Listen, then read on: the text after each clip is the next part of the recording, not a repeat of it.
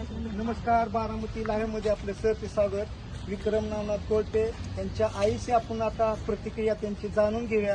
त्यांचं वय 23 त्यांचं लेकरू गेलेलं आहे, त्या मुलीच्या मते गेलेलं आहे. त्यांची प्रतिक्रिया आपण जाणून घेऊया. त्यांच्या काय भावना, काय झालं असेल, त्यांच्यावरती काय वेळ आलेली आहे आणि त्यांच्या आपण आता प्रत्यक्षात प्रतिक्रिया जाणून घेऊया.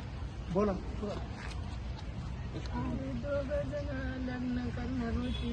त्यांचं 6 वर्षाचं रिलेशन होतं दोघांचं.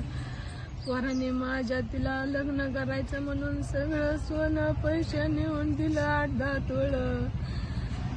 तिच्या बाप वारंवार धमक्या देऊन त्या पोराला माझ्या अटक करायचा म्हणून लेकरू माझं भिवून त्या पोरीला म्हणायचं आपण लग्न करू. तर ती पोरीला मारली त्यांनी बापानी तिच्या आणि लेकराला माझ्या इथं येऊन धमकी दिली. म्हणला तुझ्यावर बलात्काराची केस टाकीन मी.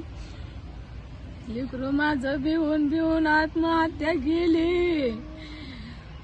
विकास मतेने माझ्या लेकराचा जीव गमवायला भाग पाडलं. माझ्या लेकराला न्याय मिळाल्याशिवाय मी माझं लेकरू इथनं हलवत नसते.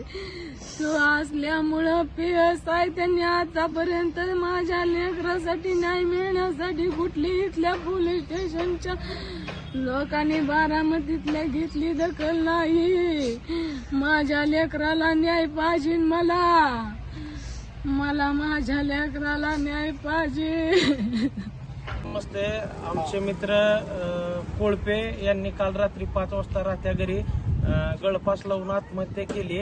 आत्महत्येचं कारण असं होतं की सृष्टीमते हिने आमच्या मित्राला कोळपे यांना तब्बल गेले 5 वर्ष प्रेमाच्या नावाखाली धोका देऊन सतत पैशाची मागणी करून ब्लॅकमेल केलेला आहे.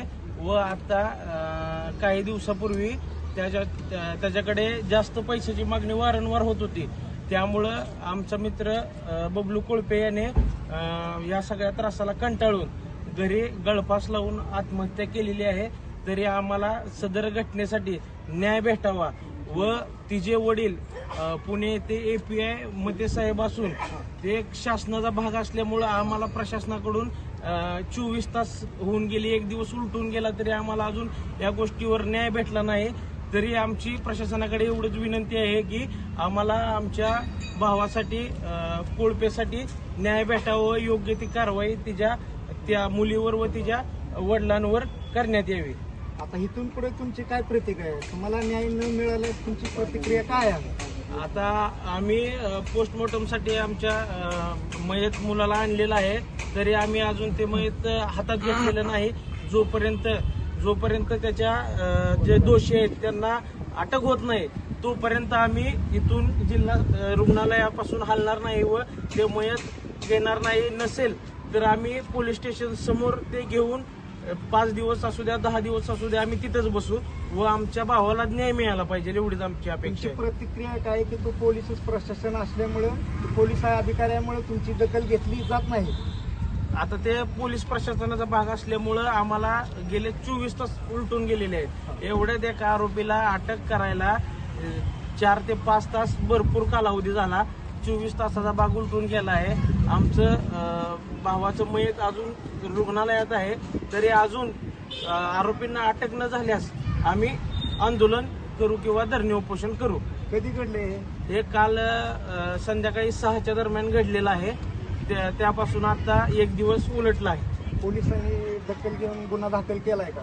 नाही, पोलिसांनी अजून यावर गुन्हा दाखल केलेला आहे. ते पण त्यांनी रात्री 3 वाजता गुन्हा दाखल केला व त्यांची आरेरावीची भाषा असल्यामुळे अजून आम्हाला मोठ्या प्रमाणात त्रास होत आहे. म्हणजे तुम्हाला तो पोलीस अधिकारी असल्यामुळे इथे तुम्हाला दखल घेतली जात दखल नाही, घेतली जात तुम्हाला नाही. न्याय मिळत नाही. नाही मिळत. आता जर का न्याय न मिळाल्यास तुमची प्रतिक्रिया म्हणजे दहन घेऊन जाणार आहे का? इथेच तुम्ही हे करणार? आम्ही पोलीस प्रोटेक्शन समोर, पोलीस स्टेशन समोरच त्याला दहन देणार आहे. बर. पण आम्ही इथून हलणार नाही.